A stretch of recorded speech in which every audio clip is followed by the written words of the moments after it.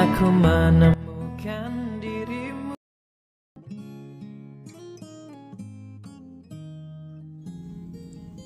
Hai semuanya, pendengar dan pembaca dimanapun kalian berada, selamat malam.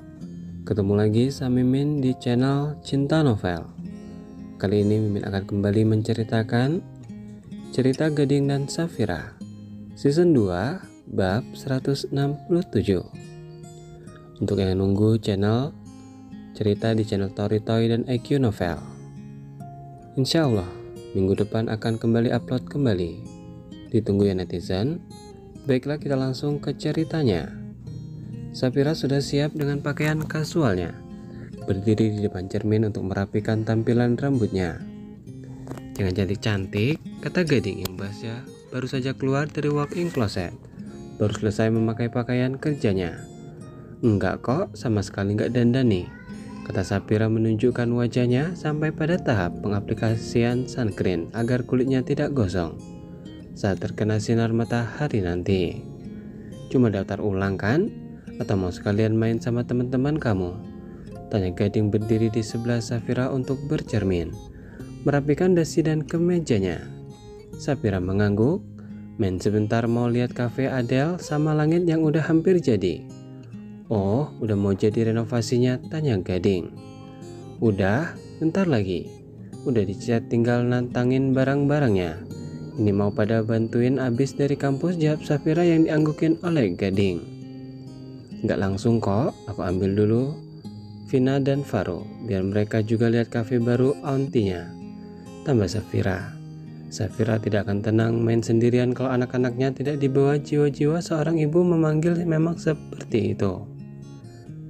Keganggu nantinya, kan katanya lagi beres-beres, tanya Gading saat mereka bergandengan tangan keluar dari kamar. Anak-anak sudah di ruang makan bersama Mama Cindy dan Susria. Safira menggelengkan kepalanya. Kan bisa latihan jalan di taman, katanya ada tamannya di samping kafe, kayak konsep piknik gitu. Bisa juga dua bocah mikirin konsepnya, kata Gading. Tidak meragukan sih, karena Adele dan Langit sama-sama kreatif, apalagi Aklau soal desain-desain yang estetik. Kan merancang masa depan, celetuk Safira lalu terkekeh. Menghentikan obrolan dengan Gading ketika sampai di ruang makan. Di sana sudah ada Mama Cindy, Susria, Vina dan Faro yang sepertinya sedang menunggu Gading dan Safira. Adele juga belum selesai dandan pasti. Masih dandan tuh pasti Adele, kata Gading begitu duduk di kursinya dan melihat kursi Adele masih kosong. Calon mahasiswa baru, mau tampil cantik lah, sahut Adele yang baru saja memasuki ruang makan. Penampilannya cantik seperti biasa, kan memang Adele selalu cantik. Semua anak Atlansa diterima di kampus yang sama, dengan jurusan dan cara masuk yang berbeda-beda. Pasti sudah tertebak siapa dan jalur apa yang mereka gunakan. Adele kali ini benar-benar belajar dan lolos melalui jalur tes bersama Zia, Elina, dan Galen. Ya, sisanya pakai jalur mandiri. Sudah tertebak juga siapa. Tampil cantik buat apa? Orang satu jurusan sama Langit, nggak bisa tebar pesona lo, kata Gading menertawakan adiknya. Kedip-kedip dikit nggak ketahuan kok, ucap Safira yang sedang menyuapi Faro dan Vina, kalau ia makannya disuapi Gading. Romantis bukan? Nah itu, apalagi lo? Nggak ada Kak Gading di kampus, aman lah, sahut Adele yang sekarang balik menertawakan Gading. Aman mata lo. Nggak mungkin kakak lo ngelepas gue gitu aja, pasti adalah yang ngawasin, sewot Safira tepat sasaran, buktinya Gading langsung nyengir. Lagian satu negara udah tahu kalau gue tuh ibu dari 2 anak, nggak mungkin juga ada yang deketin, tambah Safira. Apalagi semua orang tahu suaminya adalah Gading, sudah mundur duluan sebelum mendekatinya. Kecuali tuh cowok nggak pernah baca berita dan main sosmed, timpal Adele.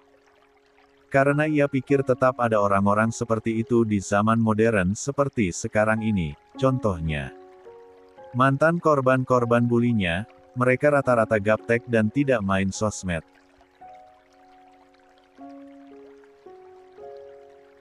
1 dari 1000 orang, kata Gading kembali menyuapkan nasi ke mulut sang istri.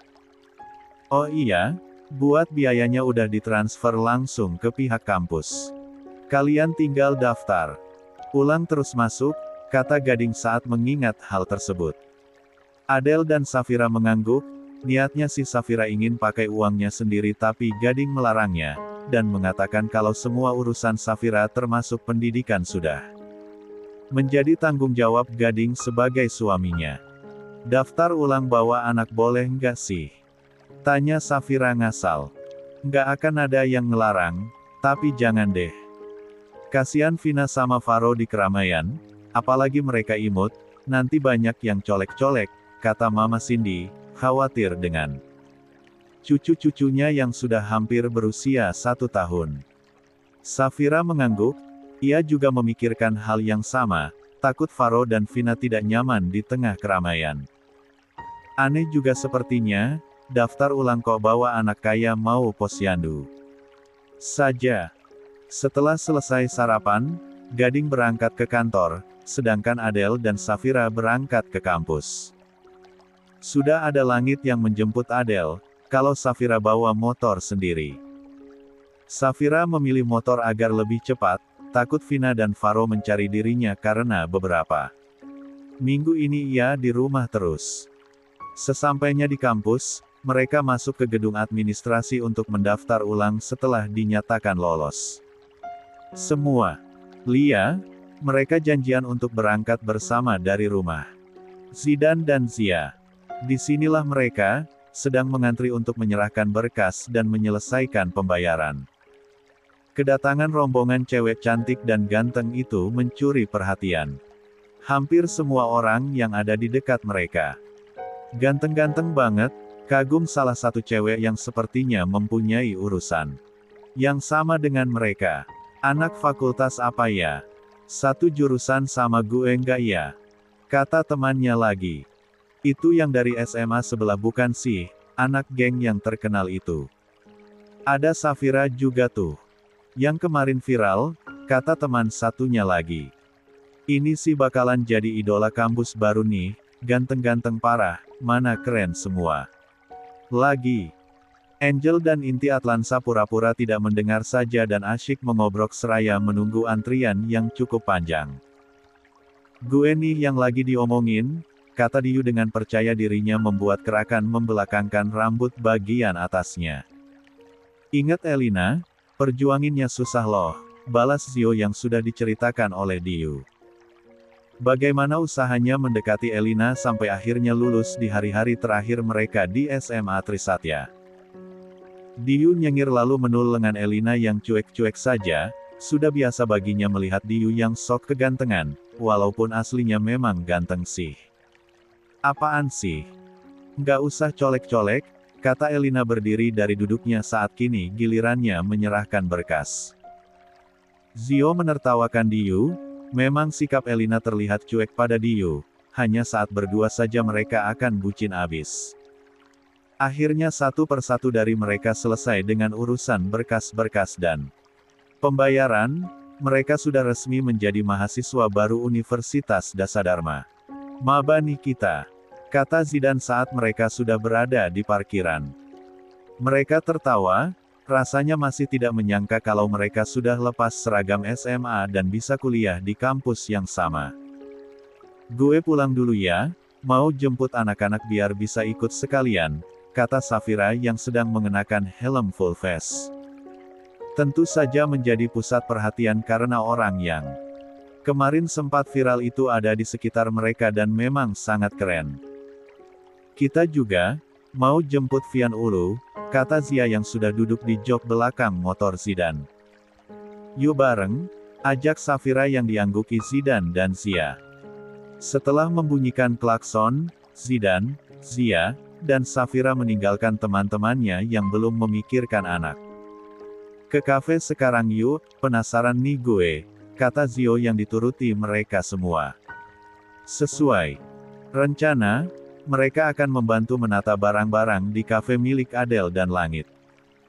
Itu taruh di situ aja, kata Langit pada Diyu yang sedang membawakan pot untuk hiasan.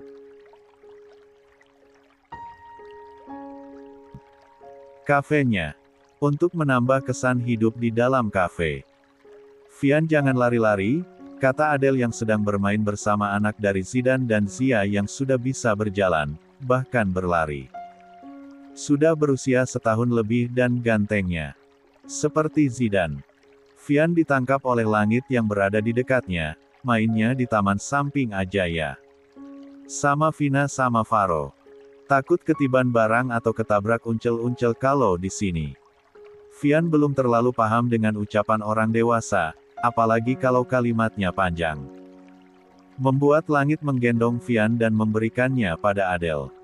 Balikin ke induknya, kamu sini arahin mau ditaruh di mananya. Biar kamu juga suka, kata langit yang diangguki Adele. Setelah Adele dan Vian keluar ke taman samping, langit melanjutkan menata kursi dan meja di tempat yang sudah ia tentukan bersama Adele. Di taman samping, para cewek sedang bermain dengan Vian, Vina, dan Faro. Karena di dalam masih menata barang yang berat-berat, mereka bagian akhir nanti untuk menyapu dan membersihkan semuanya.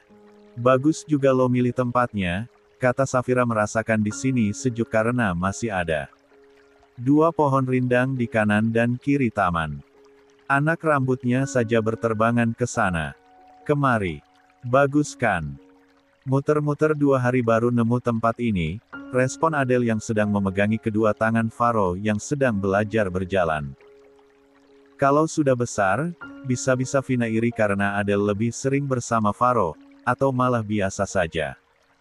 Kan sejak lahir memang, Vina tidak terlalu dekat dengan Adele seperti Faro. Titi, oceh Faro. Mungkin memanggil Auntie. Adele sampai lupa kalau langit menyuruhnya untuk masuk lagi ke dalam. Lia Faro, Auntie pegangin kok, kata Adele karena Faro menggenggam erat tangannya. Seperti takut jatuh. Mulai buka kapan? Tanya Keina yang sedang duduk bermain dengan anak angkatnya, Arin.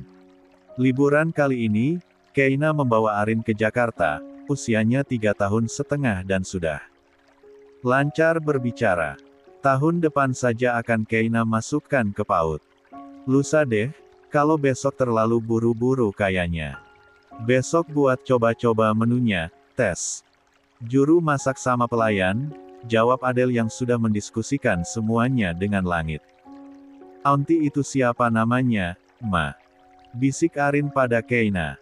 Keina tersenyum, ini pertama kali Arin bertemu langsung dengan Adele, makanya bingung. Itu namanya Auntie Adele, adiknya iparnya Auntie Safira. Arin mengangguk, ia tahu artinya adik walaupun tidak tahu artinya ipar. Del, sini deh. Lo belum kenalan sama anak gue, kata Keina membuat Adele memberikan Faro pada Safira lalu ia menghampiri Keina dan Arin. Adele berjabat tangan dengan Arin lalu memperkenalkan dirinya, begitu pula Arin, balita yang sangat menggemaskan. Keina sudah bercerita tentang siapa Arin dan bagaimana Keina dan Galen bisa mengadopsi Arin padahal belum menikah, dan semuanya tentang kehidupan Galen, Deva, Keina, dan Arin. Jadi, sudah tidak ada rahasia yang disembunyikan. Anak-anak sama kita, kalian bersihin di dalam, udah ditata semua tinggal dibersihin aja. Kata Galen saat mereka keluar dari dalam kafe. Arin langsung berlari dan memeluk Galen saat ketua Atlansa itu menghampirinya. Zavian. Juga Zia tuntun menuju Zidane, Vina dengan langit, dan Faro dengan Zio. Mereka aman sama cowok-cowok? Tanya Elina saat mereka berjalan masuk ke kafe. Aman sih kayaknya, kata Keina. Kalaupun mereka terlihat seperti cowok-cowok yang kaku, tapi mereka pasti bisa menjaga 4 anak kecil itu. Apalagi sudah ada Galen dan Zidane yang sudah menjadi seorang ayah. Nggak di base camp, nggak di sini kebagiannya bersih-bersih, cetus Serena yang sedang mengelap kaca-kaca besar di dinding. Kalau mereka yang bersihin nanti nggak bersih, kan tahu sendiri cowok tuh nggak telaten, sahut Safira yang sedang menyapu. Mereka membersihkan kafe yang lumayan luas itu dengan saling mengobrol dan membicarakan menu-menu apa saja yang akan Langit dan Adele hidangkan.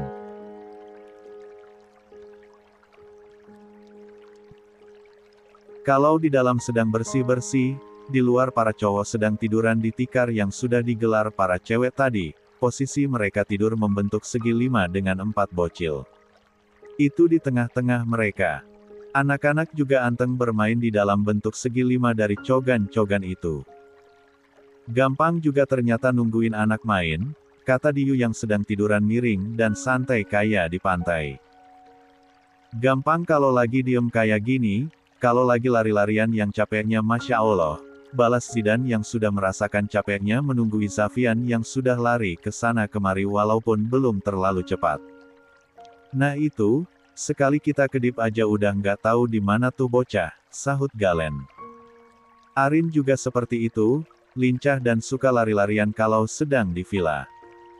Villa yang menjadi rumah Arin. Tentunya, akan menjadi rumahnya dan Keina saat sudah menikah nanti. BTW kapan lo nikah sama Keina? Udah gede si Arin, nanti nanya-nanya malah lo yang repot, tanya Zio. Walaupun mengobrol, mata mereka mengamati setiap gerak bocil-bocil itu, Arin yang sedang bermain boneka, Vian yang sedang berjalan mengikuti Vina yang sedang merangkak, dan Faro yang sedang tiduran. Biasa, Faro mah mager, tidak seperti teman-teman atau saudaranya, beruntung perkembangannya tidak telat dari Vina. Semester 1 atau enggak 2 deh nanti, restunya udah dapat walaupun kayak belum terlalu ikhlas gitu bokap Keina. Kalau sekarang gue belum bisa, mau balik nama perusahaan. Sama hotel dulu jadi nama gue, abis itu baru gue ajak Keina nikah, ungkap Galen yang disimak sahabat-sahabatnya. Biar modalnya udah dari hasil kerja sendiri gitu ya. Tanya Zidan yang diangguki Galen. Bro, mereka bangkit dari rebahan santainya saat Vian dan Vina menangis karena Vian menabrak Vina yang sedang merangkak, membuat mereka jatuh dan saling berbenturan. Zidan mengangkat Vian, sedangkan Vina diangkat oleh langit. Mereka coba menenangkan Vina dan Vian sebelum induknya datang dan ngomel-ngomel. Jangan keras-keras nangisnya, nanti emak lo denger, pistol dia keluar, kata Diyu pada Vina. Sekarang ia sedang menggendong Faro yang anteng saja sambil mengemut jempoinya sendiri. Mana yang sakit? Nggak sakit kan ya? Cuma kaget aja, masa cowok kayak gitu doang.